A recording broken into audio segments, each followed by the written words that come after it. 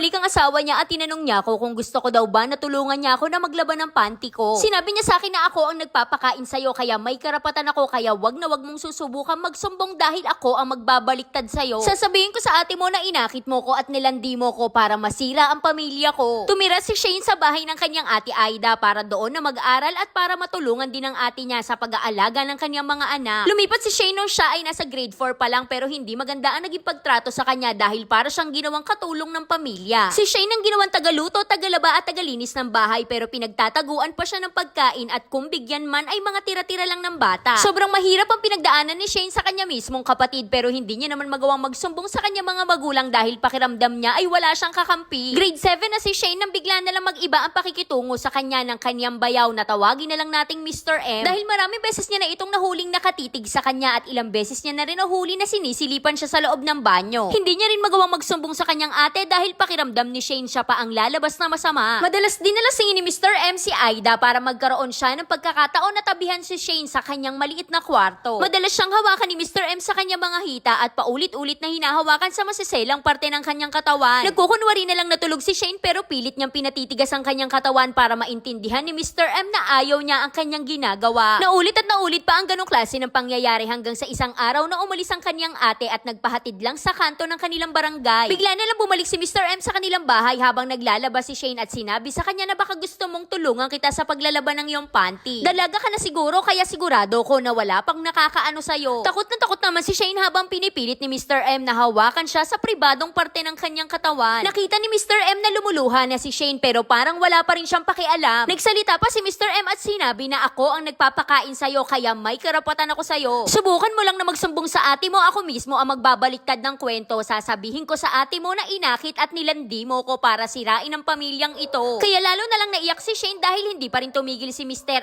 M at dinikit niya pa ang kanyang junjun sa tagiliran ni Shane. Hindi naman nagtagal ay nagkaroon na ng boyfriend si Shane na naging sandalan niya at napagsasabihan niya ng kanyang problema. Palagi siyang pinupush ng kanyang boyfriend na magsumbong na pero nauuna pa rin kay Shane ang takot dahil hindi pa siya pinapayagan na magkaroon ng nobyo. Madalas sila magkita ng patugo ng kanyang boyfriend kahit malayo ang lugar nila sa isa't isa dahil matyaga na naglalakad ang boyfriend niya para lang mapuntahan niya si Shane. Hanggang sa dumating ang araw na nalaman na ng kanyang ate Aida na may boyfriend na si Shane kaya pilit silang pinaghihiwalay. Kaya mas lalo na lang naiiyak si Shane dahil naaalala niya ang mga ginagawa sa kanya ng kanyang ate pati na rin ni Mr. M. Dahil wala naman silang ginagawang masama ng kanyang boyfriend pero si Mr. M ay may ginagawang kababuyan sa kanya kaya sobra na lang ang galit ni Shane. Kaya hindi na napigilan ni Shane at nasabi niya na ang lahat ng kanyang pinagdaanan sa kanyang ate Aida pero pinanindigan ni Mr. M na siya talaga ang babalik rin sa kwento. Kaya sa bandang huli si Shane pa ang lumabas na masama kaya siya ang palaging pinag-iinitan ng kanyang ate Aida. Dahil simula ng araw na yon ay hindi na siya pinakain ng kanyang ate at nakikikain na lang siya sa kanilang mga kapitbahay. Hanggang sa magdesisyon na ang ate Aida niya na pauwiin na siya sa kanilang lugar kaya sobrang saya naman ni Shane. Maayos na ang buhay ni Shane ngayon at masaya na rin siya kasama ang kanyang sariling pamilya.